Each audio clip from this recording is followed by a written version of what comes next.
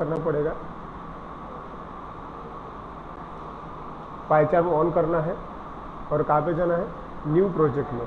ठीक, नया प्रोजेक्ट बनाना है आपको, शुरू से बता रहा हूँ मैं। ठीक, सो गो टू फाइल, क्योंकि इसका मैंने वीडियो शेयर नहीं किया है। ठीक है, go to file just and what new project. ठीक है, ये जो हम स्टेप मैं फॉलो कर रहा हूँ वो तुम टैली किया करो, तुमने जो लिखा स्टेप उससे, क्योंकि ये हर बार नहीं रहेगा, लेकिन वो बुक तुम्हारे पास हमेशा रहेगी। तो तुमने जो बुक में लिखा वो टैली किया करो प्रॉपर। ठीक है, ऑनलाइन स्टूडेंट्स आवाज आ रही है ना? Yes sir. Yes sir. Yes sir. Okay, ठीक है, एक बार मैं रिवाइज कर रहा हूँ क्योंकि इसका मैंने वीडियो शेयर नहीं किया हुआ है। ठीक है, ध्यान दीजिए, अभी मैंने रिकॉर्डिंग तो ऑन किया, देखते हैं कब तक के वो प्रॉपर रिकॉर्ड करता है। ठीक है, जस्ट हमने न्यू प्रोजेक्ट पे क्लिक किया और यहाँ पे हम टाइप करेंगे हमारे प्रोजेक्ट का नाम। ठीक है, तुम कुछ भी दे सकते हो, मैं देता हूँ Django, suppose Django demo, demo. ठीक है, सपोज 5। ओके, बाकी न्यू एनवायरनमेंट वाला ऑप्शन टिक रहना चाहिए। यहाँ पे गलती हो सकती है, ठीक है, कभी कभी ये वाला सिलेक्ट होता है, प्रीवियस वाला, ऐसा मत किया करो। ठीक है, फर्स्ट वाला ही टिक है, होना चाहिए, ये इंपॉर्टेंट चीज़ है। ठीक है, उसके बाद में यहाँ पे क्रिएट का बटन होता है, वहाँ पे क्लिक कर दो बस, और ऐसा विंडो आएगा, उसमें दिस विंडो सिलेक्ट कर दो, हो गया।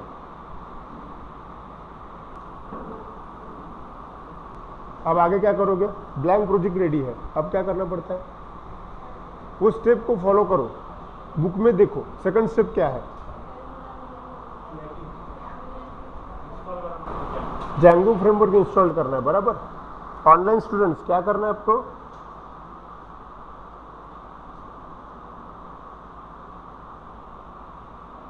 ठीक है, जेंगो फ्रेमवर्क का इंस्टॉलेशन करना है। चलिए कैसे करेंगे हम, terminal. By using terminal, correct है। तो कहाँ क्लिक करना चाहिए, हमने टर्मिनल पे क्लिक करना चाहिए, यहाँ पे है वो, क्लिक कर दो। एक सिंगल क्लिक किया मैंने,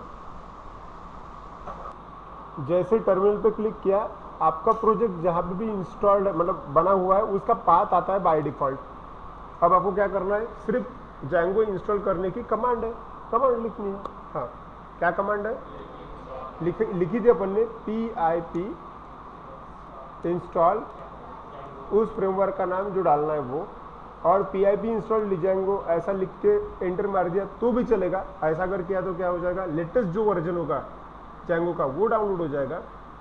और अगर आप चाहते कि आप कभी कभी ऐसा होता कि कंपनी ने पहले ही वर्जन बता दिया रहता कि इसी वर्जन में काम करना है, तो ऐसे समय पे आपको वर्जन नंबर डाल के भी इंस्टॉल कर देना चाहिए।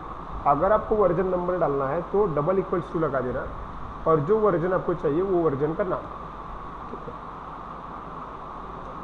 फिर से PIP install Django exactly equals to 3.2.5, suppose ये वर्जन नंबर है, मैंने वर्जन नंबर दिया, एंड एंटर हिट करते ही क्या हो जाएगा, सिस्टम इंस्टॉलेशन स्टार्ट कर देगी। चलिए मैंने एंटर हिट किया और थोड़ा टाइम लेगी। अब देखिए आपका आखिरी वाला मैसेज जो है इंस्टॉलेशन का, वो कुछ तो भी इस प्रकार रहेगा, सक्सेसफुली इंस्टॉल, ये वगैरह वगैरह जो फ्रेमवर्क है वो। ठीक है, और उसने वार्निंग भी दी। वार्निंग मतलब क्या है, वार्निंग ये है कि जो वर्जन तुम इस्तेमाल कर रहे हो उससे भी लेटेस्ट वाला वर्जन अवेलेबल है, ऐसा सिर्फ उसने बोला। ठीक है, आप चाहो तो उसको भी इंस्टॉल कर सकते हो, उसका बोलना है सिर्फ। ठीक है, क्लियर, ये होगी आपकी दूसरी स्टेप, राइट। इसमें क्या किया आपने, सिर्फ जेंगो फ्रेमवर्क इंस्टॉल्ड किया, बाकी कुछ भी नहीं हुआ। अब क्या करना है, अब तीसरी स्टेप, अब तुमको जेंगो फ्रेमवर्क में वेबसाइट क्रिएट करना है। तो क्या करोगे फिर अभी, हाँ, बुक में जो लिखा है उसको फॉलो करना है। ठीक है, क्या लिखा हमने बुक में, हाँ, Django dash admin start project, और उस प्रोजेक्ट का नाम कुछ भी नाम दे सकते हैं आप। उदाहरण के तौर पे मैं अमेजोन लेता हूँ, मैं हर बार ही अमेजोन लेता हूँ। ठीक है, ठीक है, एंड जस्ट एंटर हिट करता हूँ। आप जैसे ही एंटर हिट करूंगा, सिस्टम थोड़ा टाइम लेगी, ब्लिंक कर देगी और आपके लिए एक डायरेक्टरी क्रिएट कर देगी। आप चाहो तो डायरेक्टरी यहाँ पे देख सकते हो, देखो इधर जूम करके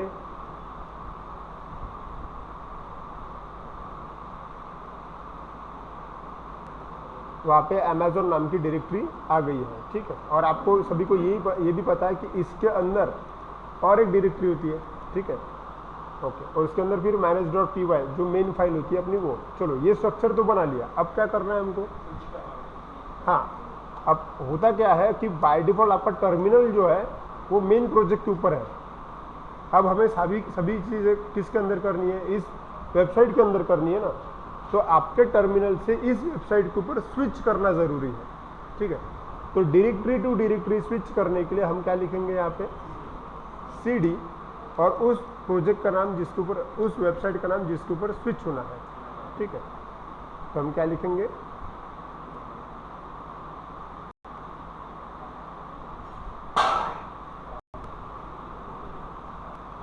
तो हमने जो स्टार्ट किया cd अमेजोन और एंटर लगा दिया। तो यहाँ पे देखिए आपका जो पाथ था टर्मिनल का वो भी चेंज हो गया है, ठीक है।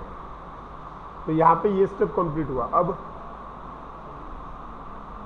अब क्या किया था याद है? कल जो 5वीं और 6वीं स्टेप लिखी कि नहीं लिखी? देखिए वहाँ पर क्या है, वहाँ पर होम पेज। हाँ, अब हमने क्या करना है? अभी ये जो चीज़ तुमने की इससे सिर्फ वेबसाइट बना, वो ब्लैंक है, उसके अंदर कुछ भी नहीं है। हमको वेब ऐप क्रिएट करना है। वेब ऐप क्रिएट करना है मतलब वेब पेज क्रिएट करना है, ठीक है। तो वेब पेज क्रिएट करने के लिए, अब वेब पेज तो कुछ भी हो सकता है, होम पेज, अबाउट अस का पेज, कॉन्टैक्ट अस का पेज, ऐसे वगैरह वगैरह बहुत सारे हैं। तो वो क्रिएट करना ज़रूरी होता है, और वो क्रिएट करने के बाद अपने को रन करना रहता है। तो ये 2 स्टेप है अभी। तो पहले होम पेज क्रिएट कर लेते हैं। होम पेज एक प्रकार की डायरेक्टरी होती है, इट्स नॉट अ पेज, ठीक है। बताइए क्या लिखेंगे? अब हम लिखेंगे Python manage.py start app, okay. और उस डायरेक्टरी का नाम, जो डायरेक्टरी तुमको बनानी है वेबसाइट डायरेक्टरी के अंदर, ठीक है, मैंने नाम दिया होम पेज, ठीक है, ओके। ऐसा जब मैं एंटर हिट करूंगा तब क्या होगा? देखो, चलिए यहाँ पे आया, आपको दिख रहा है यहाँ पे होम पेज। ये पहले नहीं था, ये अभी बना, क्लियर? मतलब देखो अपने पास क्या क्या रेडी है। हमने सबसे पहले प्रोजेक्ट बनाया, उसके बाद में हमने Django फ्रेमवर्क इंस्टॉल किया, फिर हमने वेबसाइट बनाई अमेजोन वाली, और फिर हमने इसके अंदर स्विच किया, और अब उसके अंदर हमने होम पेज वाली डायरेक्टरी बनाई। अब मेरा ब्लैंक प्रोजेक्ट जो है वो टोटली रेडी है। बस मैं इतना चेक करना चाहता हूँ कि सही में रन होता कि नहीं होता, ठीक है। ये करना मतलब लास्ट कमांड फायर करनी है अभी अपने को, जिसकी वजह से सर्वर रन होता है। हाँ, और वो कमांड क्या है? वो कमांड है Python manage.py and run server, ठीक है। अब मैं एंटर हिट करता हूँ। तो ये कमांड जितनी भी लिखी अपन ने, देखो यहाँ पे ध्यान दो, हमने तकरीबन 4 प्रकार की कमांड लिखी हुई है। वो पूरी कमांड आपको याद होनी चाहिए, ठीक है। और जब ये एग्जीक्यूट होता है तब आपके पास ऐसा एक लाइन आता है, स्टार्टिंग डेवलपमेंट सर्वर एट, मतलब आपका सर्वर शुरू हो गया है इस आईपी एड्रेस पर। आप चाहो तो इसके ऊपर क्लिक भी कर सकते हो। अगर आपने इसके ऊपर क्लिक कर दिया तो बाय डिफ़ॉल्ट ब्राउज़र जो है वो ऑन हो जाता है, और उसके अंदर Django इंस्टॉल्ड हुआ ये मैसेज आता है, the install work successfully, congratulation, right. और आपने क्या इंस्टॉल किया हुआ है? Django। अगर ये चीज़ आई, इसका मतलब तुमने जो स्टेप फॉलो की वो एकदम सही तरीके से किया, मतलब कोई प्रॉब्लम नहीं है, तुम लोग इसके अंदर डेवलपमेंट कर सकते हो। अगर ये आउटपुट नहीं आया, इसका मतलब कहीं ना कहीं गड़बड़ हो गई है करते हो, तो ये आउटपुट आना ज़रूरी है। क्लियर? ऑनलाइन स्टूडेंट्स क्लियर है? Yes, sir. ठीक है, चलो देखिए, अभी लास्ट टाइम हमने स्ट्रक्चर्स वगैरह पढ़े थे, मतलब मैंने फाइल स्ट्रक्चर बताए थे, फाइल के बारे में लिखा था अपन ने कि कौन सी फाइल क्या काम करती है। उदाहरण के तौर पे ये है, इसके अंदर manage.py नाम की फाइल है, बराबर। ये क्या काम करती है? हाँ, प्रोजेक्ट को रन करना, डिप्लॉय करना, ये सब ये काम करती है, ठीक है। तो इसके ऊपर अगर मैं डबल क्लिक करूँ, प्रकार का कोड मिलेगा, ये कोड हमने लिखा हुआ नहीं है, ये सिस्टम ने खुद लिखा, इसका टेंशन लेने की ज़रूरत नहीं है, ठीक है। बस इतना समझना है कि manage.py प्रोजेक्ट को रन करने के लिए काम में आती है। दूसरा, यहाँ पे होम पेज है, सॉरी यहाँ पे अमेजोन नाम का डायरेक्टरी है एंड होम पेज नाम का डायरेक्टरी है। अगर मैंने अमेजोन नाम की डायरेक्टरी के ऊपर डबल क्लिक किया, एक्सपांड किया, तो उसके अंदर कुछ फाइल्स मिलेगी, करेक्ट। ये फाइल हमने देखी है, क्या है, इनिशियलाइजेशन है, ASGI, setting, URL and WSGI, ठीक है। इसके बारे में भी हमने पढ़ा था, शॉर्ट में बता देता हूँ। init.py इनिशियलाइजेशन ऑफ पैकेजेस, ठीक है। इसके अंदर अगर तुमको कोई नया पैकेज लग रहा है तो उसके अंदर इनिशियलाइजेशन किया जाता है। उसके बाद में हमने लिखा था setting.py के बारे में। इसके बारे में क्या लिखा था,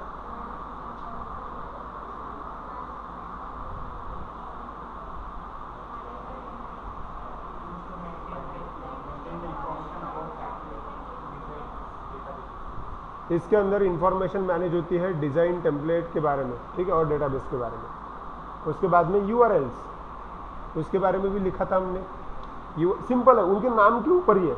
URLs मतलब प्रोजेक्ट के अंदर कई सारी लिंक्स होंगी, वो सभी लिंक्स को मैनेज करने का काम इसके अंदर होता होगा।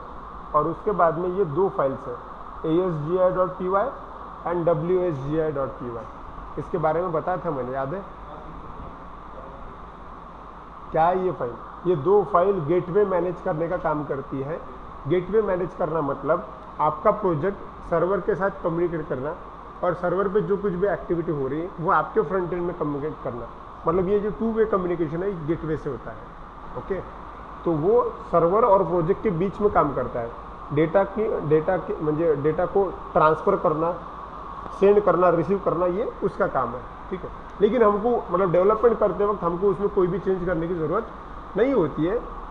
बताने का मीनिंग सिर्फ इतना है कि ये दो फाइल्स है जिसकी वजह से कम्युनिकेशन होता है, ठीक है। हमको कोई उसका लेना देना नहीं, बस आपको पता हो इसलिए बताया। क्लियर? ठीक है, अब आगे बढ़ते हैं। हम जो स्ट्रक्चर पढ़ रहे हैं वो ये है। हमें ये सीखना है URL कैसे काम करता है, व्यू कैसे काम करता है, मॉडल क्या है, टेम्पलेट क्या है, ठीक है। इसको मैं एक लाइन में समझा देता हूँ, मतलब एक शॉर्ट में समझाता हूँ, फिर अपन इसको डिटेल में देखते हैं। देखो, ये आपका यूज़र है, बराबर। अगर यूज़र ने कोई वेब पेज का एड्रेस मतलब लिंक टाइप किया, ठीक है, और एंटर हिट किया, तो एंटर हिट करते बराबर क्या होता है, वो वेब पेज आ जाता है ना, करेक्ट है।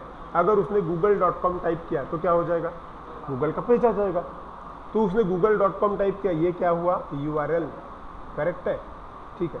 अब google.com टाइप करने के बाद उसको कुछ तो भी दिख रहा है, राइट, व्यू दिख रहा है। अब व्यू ये डिसाइड करता है कि google.com लिंक होने के बाद में क्या दिखना चाहिए। तो क्या दिखना चाहिए मतलब एक डिज़ाइन दिखता है ना, वो डिज़ाइन मतलब होता है टेम्पलेट, ओके। तो हमको ये चीज़ें बनाते आनी चाहिए, कौन कौन सी, URL, व्यू एंड टेम्पलेट। इसमें से सबसे इजी पार्ट जो है वो है टेम्पलेट, ठीक है। डिज़ाइन करना इजी है। अब देखो स्टेप कैसी होगी, हमको क्या क्या पढ़ना पड़ेगा। हमको पहले टेम्पलेट कैसे बनते हैं ये समझना पड़ेगा, फिर वो टेम्पलेट व्यू के पास भेजना पड़ेगा, और फिर वो व्यू जो है वो ये चेक करेगा कि इसका URL कौन सा वाला है, और फिर वो यूज़र को देगा। ऐसा स्टेप फॉलो होने वाला है अभी, ठीक है। सिंपल, मैं फिर से एक बार रिवाइज करता हूँ। ये थोड़ा आपको देखते वक्त उल्टा लगेगा। नॉर्मली यूज़र क्या करता है, लिंक पहले टाइप करता है और एंटर हिट करता है।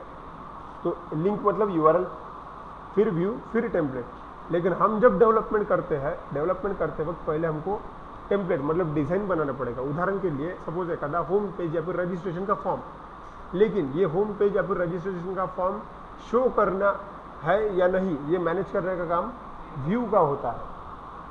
और वो रजिस्ट्रेशन फॉर्म कौन सी वाली लिंक पे शो होना चाहिए, ये मैनेज करने का काम URL का होता है, ठीक है। तो इसलिए हमको ये 3 चीज़ें सीखनी, कौन सी, टेम्पलेट, व्यू, URL। और ये सब होने के बाद में फिर यूज़र को यहाँ पे कुछ आउटपुट दिखने वाला है। क्लियर? ठीक है, माइंड में बिठा लो ये क्या करना है अपने को। नॉर्मल लैंग्वेज में क्या होता है, HTML में पेज ओपन किया, कोड लिख दिया, सेव कर दिया और रन कर दिया, हो गया। लेकिन यहाँ पे वैसा नहीं है, ठीक है। आपको वो स्टेप फॉलो करनी पड़ेगी। माइंड में क्लियर है सब? ठीक है। तो आज हमको पढ़ना है टेम्पलेट कैसे क्रिएट होते हैं। ठीक है, ओके। तो हेडिंग डालो template creation, template creation, template creation. चलो, टेम्पलेट मतलब सिंपल है, किसी चीज का डिजाइन, इस चीज को टेम्पलेट बोलते हैं, किसी भी चीज का डिजाइन। अब डिजाइन कुछ भी हो सकता है, रजिस्ट्रेशन का फॉर्म हो, अबाउट अस का पेज हो, कॉन्टैक्ट अस का पेज हो, ये सभी चीजें मतलब क्या हो गई, टेम्पलेट हो गई है, ठीक है। और ये चीजें बनाने के लिए आपको HTML, CSS, बूटस्ट्रैप, इन चीजों का नॉलेज होना चाहिए। डिजाइन जो है वेबसाइट पे HTML, CSS, बूटस्ट्रैप इनका इस्तेमाल करके ही बनता है। आप चाहे कोई भी टेक्नोलॉजी इस्तेमाल करो, आप बोलोगे कि सर मैं जावा में काम कर रहा हूँ, सर मैं पाइथन में काम कर रही हूँ, तुम जावा करो, पाइथन करो, PHP करो कि .NET करो, व्यू जो होता है, डिज़ाइन जो होता है, वो हमेशा HTML, CSS, bootstrap, JavaScript, angular JS, ये कुछ टेक्नोलॉजी बनी हुई है, इनका इस्तेमाल करके ही बनता है, ठीक है, ओके। तो हमको टेम्पलेट बनाना है, इसका मतलब क्या, हमको HTML, CSS थोड़ा बहुत आना चाहिए, ठीक। तो एक काम करते हैं, लिखो template creation. The template means a design. The template means a design. We can create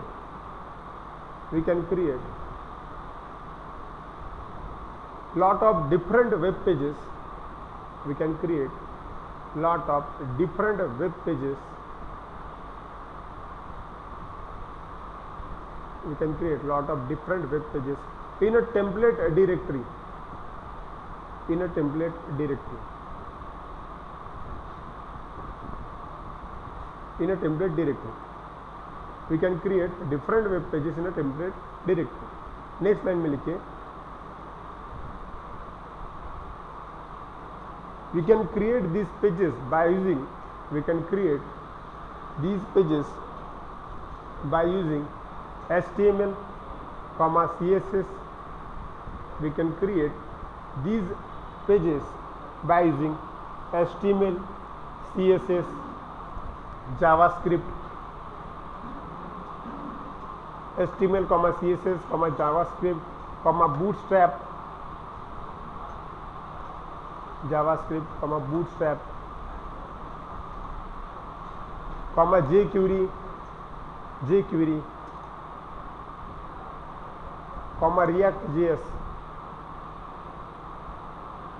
React.js, etc.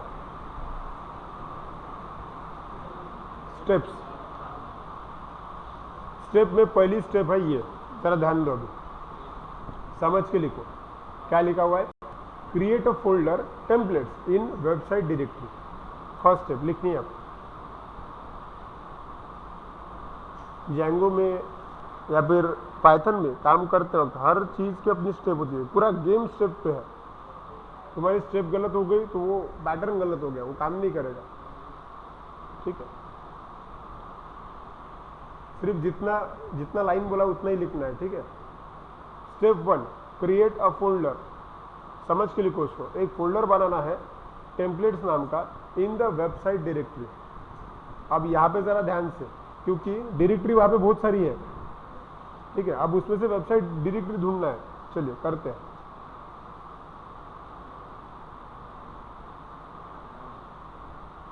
ध्यान दो, अभी मैंने जूम किया, अब देखो यहाँ पे ये प्रोजेक्ट वाली ये भी डायरेक्टरी है, अमेजॉन ये भी डायरेक्टरी है, और उसके अंदर अमेजॉन वो भी डायरेक्टरी है, और उसके अंदर होम पेज है वो भी डायरेक्टरी है। तो हमने जो लिखा उसमें क्या लिखा गया है, वेबसाइट डायरेक्टरी के अंदर हमें टेम्पलेट्स वाली डायरेक्टरी क्रिएट करना है। इसका मतलब क्या हुआ,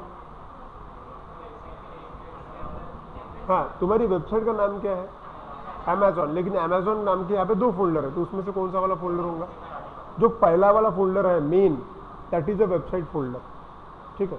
ध्यान दो, देखो ये ऐसा था सबसे पहले जब बना, तुमने स्टेप नंबर 3 जब बनाया था क्रिएट अ वेबसाइट, ठीक है, तब ये ऐसा बना था, और उसके अंदर फिर अमेजॉन और उसके अंदर तुमने होम पेज बनाए थे वगैरह वगैरह जो कुछ भी है। तो इसके लिए जो मेन डायरेक्टरी है वो कौन है, वेबसाइट वाली, वो है अमेजॉन। यहाँ पे कंफ्यूजन होगा तुम लोगों को, ठीक, तो ध्यान देना, ठीक है। जो पहला वाला डायरेक्टरी है that is a main website directory, clear. और इस डायरेक्टरी के अंदर क्या करना है अपने को, टेम्पलेट्स नाम का फोल्डर या फिर डायरेक्टरी क्रिएट करना है। करेक्ट है, करेक्ट है, ठीक है, करते हैं, बड़ा ही आसान है। उसके ऊपर जस्ट राइट क्लिक करो, ठीक है, और राइट क्लिक करने के बाद में न्यू करके ऑप्शन आएगा और उसके बाद में वहाँ पे डायरेक्टरी करके आएगा, ठीक है, और जस्ट यहाँ पे क्लिक करता है, ठीक है। अब यहाँ पे ध्यान से वो वर्ड जो है वो टेम्पलेट्स ऐसा है, 10 में से 8 लोगों की गलती ये होती है कि टेम्पलेट ऐसा लिखते हैं, वो एस बहुत काम का है, जो जैसा दिया गया वैसा ही लिखना। क्या है? टेम्पलेट्स, ठीक है, और एंटर। ऐसा बोलते ही सिस्टम थोड़ा टाइम लेगी और यहाँ पे एक डायरेक्टरी क्रिएट कर देगी। आपको दिख रहा है क्या फर्क दिख रहा है? ये टेम्पलेट्स डायरेक्टरी इसके अंदर है। फिर आप बोलोगे कि सर उसमें एरो क्यों नहीं आया? एरो तब आएगा जब उसके अंदर कुछ होगा, वो अभी की कंडीशन में ब्लैंक है, ठीक है। तो जैसे अमेजॉन होम पेज वैसे फिर टेम्पलेट हो जाएगा, ठीक है, ओके। अभी ये ब्लैंक है, क्लियर हुआ क्या क्या किया? ठीक। अब हमने क्या लिखा हुआ है कि भाई टेम्पलेट डायरेक्टरी के अंदर तो डिजाइन रहती है, मतलब मेरे जो कुछ भी डिजाइन वाले पेजेस रहेंगे वो किसके अंदर रहेंगे? इस टेम्पलेट डायरेक्टरी के अंदर रहेंगे, ठीक है। तुम ऐसा कोई भी पेज कहीं बाहर नहीं बना सकते, ना ही तुम कोई फोल्डर ऐसा डाल सकते हो, ऐसा नहीं कर सकते। अगर ऐसा किया तो उसका अलग ही एरर आ जाएगा, ठीक है। तो उसका तरीका है, वो फॉलो करना बहुत जरूरी है, ठीक है। क्लियर है यहाँ तक के? उदाहरण के तौर पे एक जस्ट एग्जांपल, मैं टेम्पलेट के अंदर एक वेब पेज बनाना चाहता हूँ। वेब पेज मतलब क्या है? By using HTML upon web page बना सकते हैं। टेम्पलेट के अंदर बनाना चाहता हूँ, ठीक है, करके देखते हैं। जूम किया मैंने, राइट क्लिक, अब उसके अंदर बनाना मतलब उसके अंदर right click, new and HTML file, simple web page चाहता हूँ मैं, तो मैंने HTML का फाइल लिया, डायलॉग बॉक्स आया, आप जो नाम से चाहे उस नाम से बना सकते हैं। अब देखो ये पहला वाला पेज है, तो मैंने home.html ऐसा नाम दिया और एंटर किया, तो क्या हो जाएगा? देखो टेम्पलेट को एरो आ गया है और उसके अंदर home.html और उसका कोड बाजू में यहाँ पे दिख ही रहा है। ये कोड तुमने नहीं लिखा, ये ऑटोमेटिक आया हुआ है, ठीक है। एक ये जनरल HTML का फॉर्मेट है, वो तुम चाहो तो उसमें जो तुमको डिजाइन करनी है आप कर सकते हो। उदाहरण के तौर पे अगर मुझे कहता हेडिंग चाहिए, मुझे वेलकम ये नाम लिखना है, तो कैसे लिखेंगे अपन? टैग्स होते हैं उसके, आपको टैग आने चाहिए। H1 नाम का टैग है, H1 to H5 ऐसे टाइप है, तो उसमें आप दे सकते हो। करेक्ट है? इतना ही किया और रन करके देखते हैं सही में होता क्या। देखो अब यहाँ पे तुम जो कुछ भी टाइप करोगे, रन करने के 2 तरीके हैं। पहला वाला ये, ऐसे तुमने HTML का पेज बनाया वैसे ही यहाँ पे देखो बाजू में अलग अलग ब्राउजर के ऑप्शन दिख रहे होंगे तुमको, है? उसमें से मैंने सपोज क्रोम से लिख किया, अरे यार गलत जगह क्लिक हो गया, देखो रन हो रहा अभी।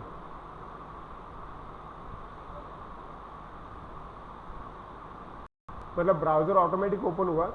अब देखते वो क्या लोड करता है। जैसे मैंने वो पेज रन किया, यहाँ पे देखो एक डायलॉग बॉक्स आया हुआ है, उस डायलॉग बॉक्स का क्या बोलना है देख लेते हैं। देखो उस पे ये अभी तक डिस्प्ले नहीं दिया, वो घूम ही रहा है, ठीक है। वहाँ पे URL भी आया हुआ है, वो कंटिन्यू घूम, और उसने ऐसा कुछ भी डायलॉग बॉक्स देख रखा है, वो इसके लिए रुका है। क्या बोल रहा है वो देखो, पेज लोकल होस्ट कोलन ये पोर्ट नंबर है, ऐसा कुछ भी पाथ है, टेम्पलेट के अंदर home.html का पेज है, रिक्वेस्टेड विदाउट ऑथराइजेशन। इसका मतलब क्या? ये रन हुआ, तुमने इसको रन किया लेकिन बिना किसी ऑथराइजेशन के रन हुआ। You can copy URL and open it into the browser, trust it. अब आप चाहे तो यस मतलब कॉपी कर सकते हो, ऑथराइजेशन दे सकते हो, फिर नो भी कर सकते हो, ठीक है। Django फ्रेमवर्क जो है वो बहुत ज़्यादा सिक्योर है।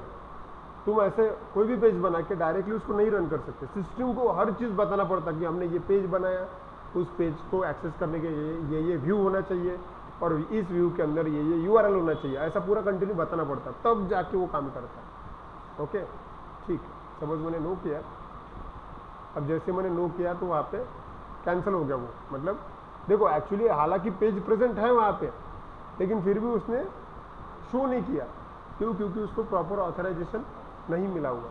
यही प्लस पॉइंट है इसका।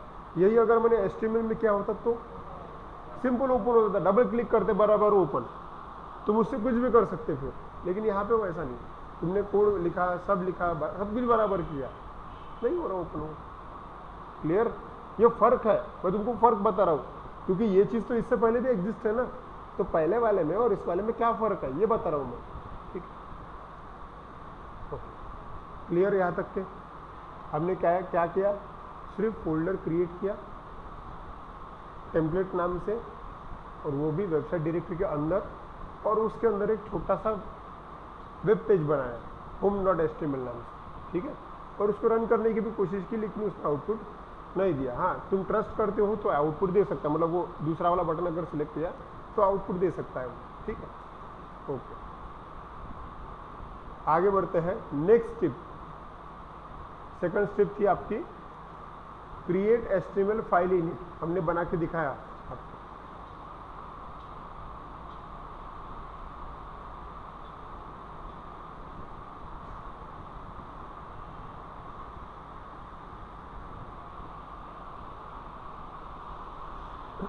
Create HTML file init,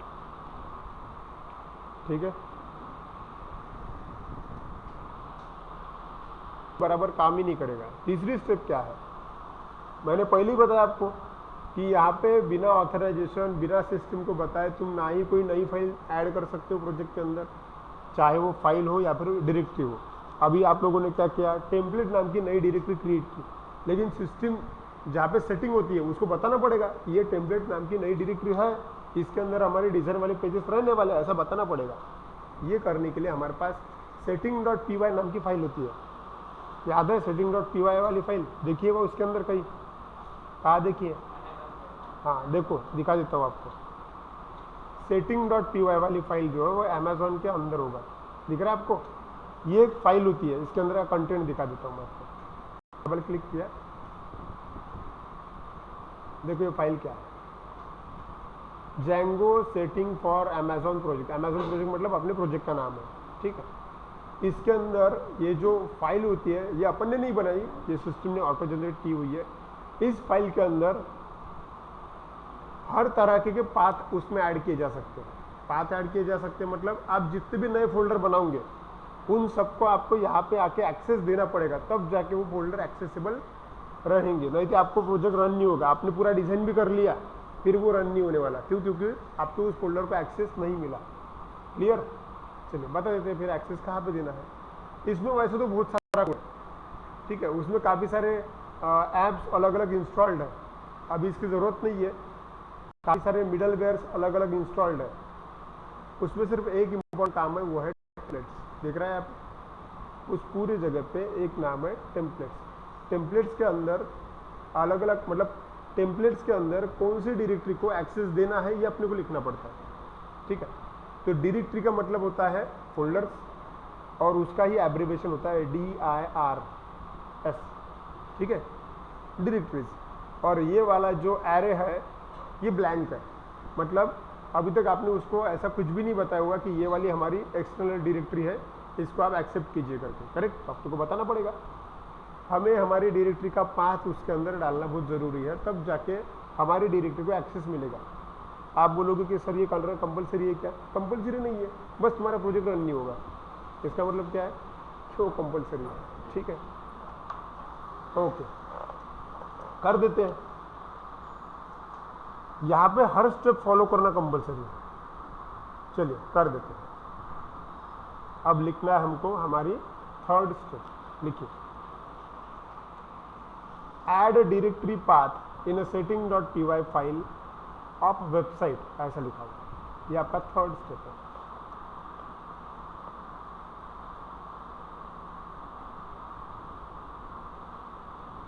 add directory path in setting.py file of website, वहाँ पे हमने क्लियर कट लिखा हुआ है कि वेबसाइट के अंदर जो setting.py वाली फाइल है उसके अंदर आपको पाथ ऐड करना है, ठीक। अब पाथ ऐड करना है कहाँ पे, उसके भी अंदर टेम्पलेट्स नाम की जगह है, उसके अंदर dirs ऐसा है, उसके अंदर ऐड करना है, ठीक है। अब देखो पाथ ऐड करने का सिंटैक्स ये है, आपको लिखना पड़ेगा os.path.join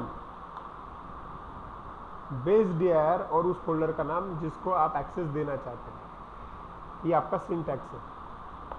अगर इस सिंटैक्स को आपने सही तरीके से फॉलो किया तब जाके आपका टेम्पलेट वाला फोल्डर जो सिस्टम एक्सेप्ट करेगी।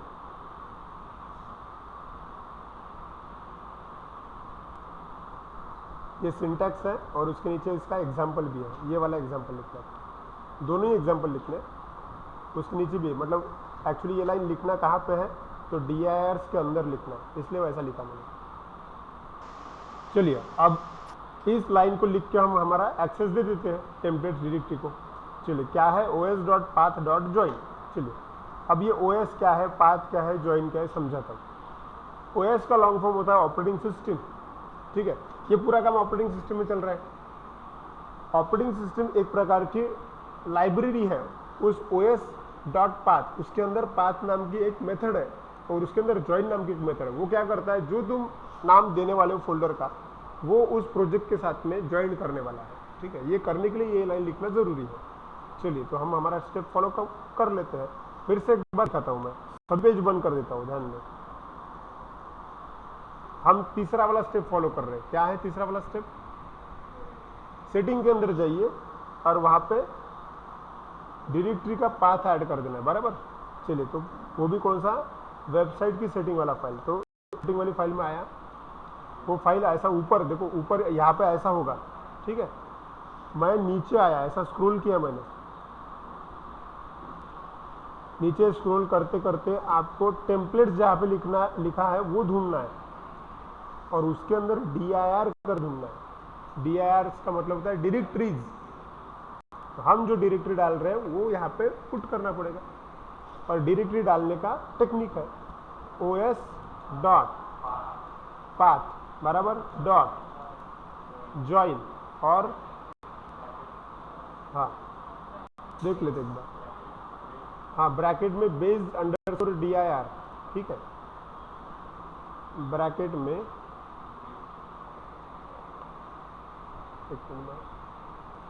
देखो क्या नाम है, टेम्पलेट्स। कुछ इस तरह से लिखा मैंने os.path.join बेस्ड dir टेम्पलेट्स, ठीक है। अब यहाँ पे os जो है वहाँ पे एरर दे रहा है, करेक्ट।